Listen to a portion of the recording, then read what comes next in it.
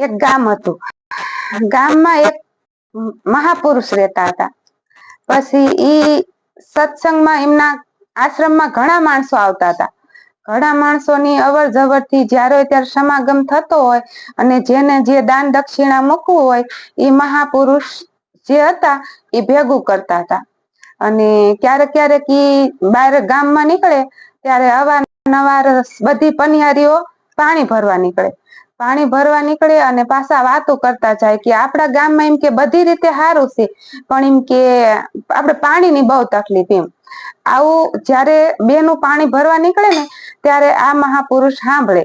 પછી એમને એવું થયું કે આપણે ઘણા બધા ભક્તો અને ઘણી વાર આપણે સમાગમ રાખીએ છીએ અને ઘણા વર્ષ થઈ ગયા છે, તો લોને ઈ પેટીમાં જોઈ એમ કે કેટલાક રૂપિયા થયા છે.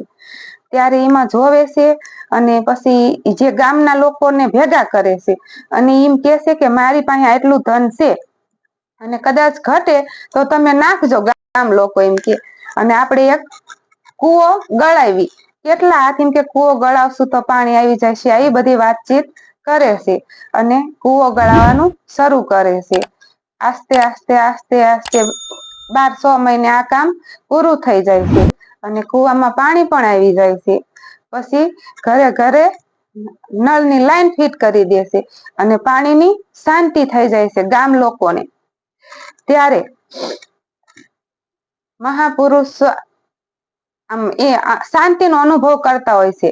પણ હવે એમને જે ઓલું ભક્તિ કરતા હતા ને એ ભક્તિના શબ્દ આસ્તે આસ્તે ભક્તિમાંથી એને ઓછું થઈ ગયું અને ગામમાં વધુ ધ્યાન દેવા માંડ્યા. પછી તો એમને આવું બધું સરસ કાર્ય કર્યું એટલે તો માણસના મોઢે આવી વાત થવા માંડી કે આપણા ગામમાં જે સંતર્યાઈને આવું સરસ કામ કર્યું છે તો આપણે ગામમાં શાંતિ થઈ ગઈ.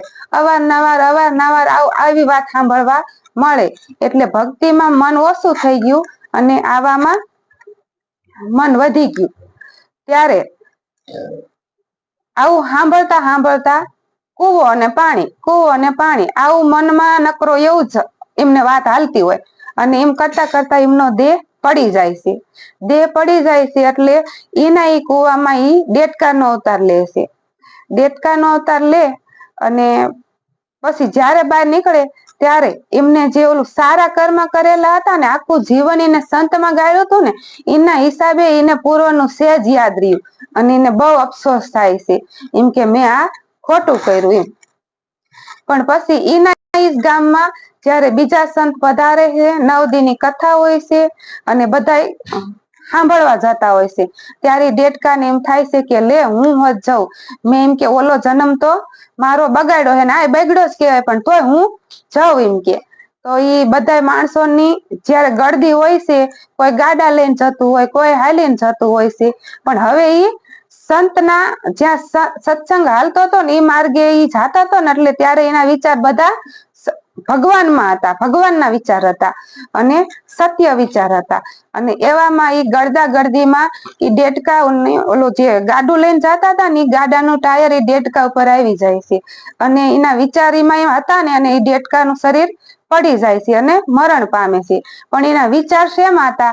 આ વખતે એને ભગવાનમાં પ્રીતિ હતી એટલે એને પાછો માણસનો અવતાર આવ્યો.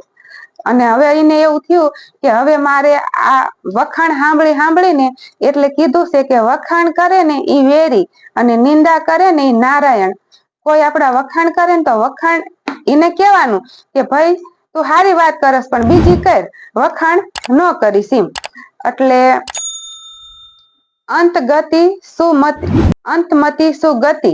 જ્યારે આપણે ભલે આખી જિંદગી કદાચ ભજન કર્યું હોય પણ છેલ્લે કદાચ આપણા છેલ્લા શ્વાસા હોય અને આપણું મન ભક્તિમાં નહીં હોય અને બીજે બધે ફાંફા મારતું હશે ને તો આ બધું આપણે આ જે જાગરણ કર્યું ને એ બધું અલેખે જાય છે. અને આવું એમ કે મહાપુરુષ દ્રષ્ટાંત આપીને સમજાવે છે અને આપણે પણ સમજવાનું છે. બોલો સદગુરુ મહારાજ.